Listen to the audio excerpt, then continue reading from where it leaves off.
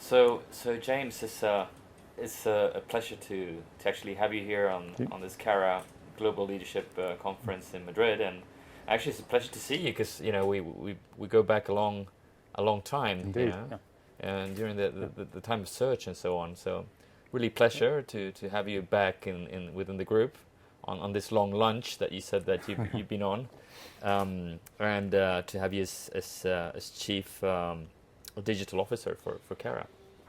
So while you're here in Spain, of course, we kidnapped you a little bit. So absolutely, don't mind.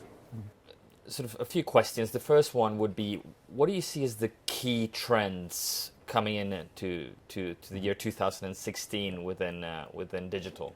Yeah, I think it's a very interesting question. I mean, I've just come from the CES show in Las Vegas, where I think there was 20,000 different pieces of technology or digital media on show. So it's very difficult to kind of do that. But I think, for me, there's 3 or 4 things which are coming out loud and clear. So I think the first thing is we're going to continue to see a move to mobile devices. So obviously mobile is very, very dominant, but I think we're starting to see an increase in the effectiveness of mobile as an advertising vehicle. So I think, 50% of consumer time is actually using mobile devices.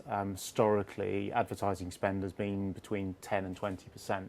So I think we're going to see that balance out, which is the first trend. Around that, I think it's fascinating to see that we're moving back to kind of messenger type apps on those devices. So if we think where we were 15 years ago, messenger was dominant, but that behavior is coming back. So I think that's a fascinating trend within mobile.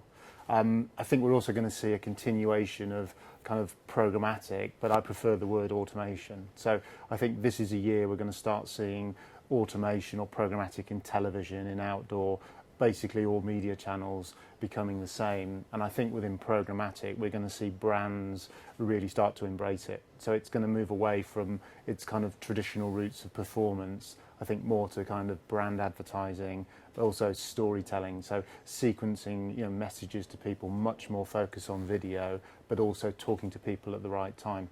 So I think those for me are the key trends. And I think all the way around that is this idea of simplicity. I think clients want more simplicity. I think the market needs more simplicity and consolidation, and I think that's going to be an overall driver of that. And mobile is interestingly enough, bridging the gap between what we're saying, the point of connection and the point of transaction, and in a really great way, and all these marketplaces that are being generated by brands for services, for instance, as opposed to products that sometimes end up more in the PC world, right? So it's totally, I totally agree, totally amazing moment. Yeah, right? I think the opportunity to make everything shoppable or transactionable is there, and I think that's actually where mobile's succeeding. So I think what's happened is people have realised that putting a little banner ad on a mobile just doesn't work, but actually using that mobile device to give utility as a point of transaction does work, which is why if you look at what Facebook have done with people like Uber, where they're testing integrations into their kind of news feeds, that is incredibly effective, and I think that's why mobile advertising will reach that kind of critical mass, or in terms of advertising spend there. True, and this iteration process that we have, this test and learn, because it is a new time, and we need to test and learn. It's particularly important with what we call global media partners. How do you see sort of ourselves moving within that space? What are our priorities in that sense going forward for 2016? Yeah, I mean, I think the global media partner space is fascinating. So we still have the kind of giants of Google and Facebook, but I think what we're seeing is a very interesting property coming up in the form of AOL, Verizon, which obviously now includes Microsoft. So I think they're going to become a really interesting potential partner as well. I think it's going to be fascinating to see what happens with Yahoo. There's lots of people saying that Yahoo will break up or Yahoo will be bought, but I think it's still a very large platform globally. And then I think you have partners like Spotify, who actually their real power is in the data they possess. So Spotify as a partner we're starting to work with much more closely, but the data and the insight they have into people's behaviour and actually how we can connect that back is incredibly powerful. So I think for us there's a lot more diversity of partners we can talk to. It's understanding what we want to do with those guys to really unlock the opportunity. Totally agree, totally agree. So you mentioned you just been in Vegas, right, for the CES. Purely business, Purely no business. A little bit of fun. So much technology going on. Yeah. How do we make sense out of all this technology to empower media? Yeah, I think it's an incredible challenge. I mean, I think I get 10 to 15 emails a week of new technology or new media partners, and obviously every single piece of that is heralded as the next best thing. You know, you must buy this, you must partner with us. So that's incredibly difficult for us. And the way I look at it is actually to do what I call the Muppet test. So let me explain what I mean by that. So when I was a kid, I used to love the Muppet Show. Now, I don't know if you remember, there was two kind of mad scientists or professors who used to create inventions every week. So they were brilliant because they would, create a banana straightener or a gorilla detector. These things were really, really clever, but the problem with them all was they weren't effective. So they were kind of things that you could see as technology, but actually they didn't really have a use in the real world. Now, the reason for using that is when we start to look at digital, I think it's a really interesting way to filter out all that noise. It's quite simply to say, does it pass the Muppet test? Is it clever? Brilliant. But is it effective? So for example, a fridge that sends tweets, that's certainly a very clever piece of technology, but actually, is it particularly effective? You know, personally, I would rather, send a tweet from my phone than take a fridge with me. But if you think about augmented reality in a shop, for example, something our client and Lego used, where you hold the box up and you see the model built driving around, that's incredibly clever, but it's also incredibly effective because ultimately the small child is either going to cry or you're going to buy the Lego set. So I think for me, once you start to do that, it actually filters out 90% of that. And the other thing I do quite simply is I ask them to explain it to me in 60 seconds. If they can explain it in 60 seconds, it's generally a good piece of technology.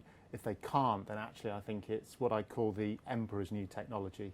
To go back to the famous fairy tale, it kind of doesn't exist. They just convince people they need to buy something because they use clever language and complexity. So that has always served me very well in my career, and I think as we have all this increase in technology and potential partners, it's actually becoming more useful to think like that. And I think our clients really appreciate that, in the sense is to be the curator of technology in today's world. And we in Spain, we talk about the cotton test. We call it la prueba del algodón. It's when you're trying the cotton to see if a detergent was working or not. Yeah. So this acid test and a role to do that is absolutely critical. Yeah, because people use a lot of very grandiose, clever language in digital, but actually it's actually not that complicated. The technology behind it is, but ultimately in terms of what it's going to do for a business, what it's going to do for a client, that should be incredibly simple to understand. And I think you're right.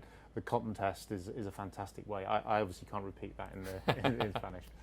So one last question I have for you. What would you say was the single most important thing to consider as you're drafting a digital strategy going into 2016? I mean, this may sound like a crazy thing to say, but I actually think the biggest consideration is what I call the analog world.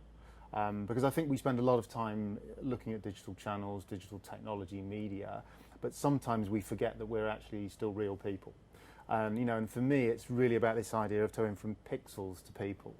So all that technology, all that digital is ultimately about talking to a person, a real person, and connecting with them. So I think, an opportunity is to understand how we can use that technology. Earlier you spoke about mobile, but mobile is a fantastic way of connecting people back into that real world. And I think, a lot of brands have not yet kind of made that connection back. So for me, I think the biggest single thing this year is how we start to kind of link that technology, digital world back to the analog world. And as I say, it may sound a strange thing to say, but some of the most powerful marketing we've done for clients has been when we've done that. So for example, MasterCard allowing people to pay with their phone to go on the underground. So again, a very physical experience of traveling, but using clever technology to make it clever and effective for them. So I really hope we see more examples of that as we head into 2016 and beyond. So, I really love that. From pixels to people, de píxeles a personas.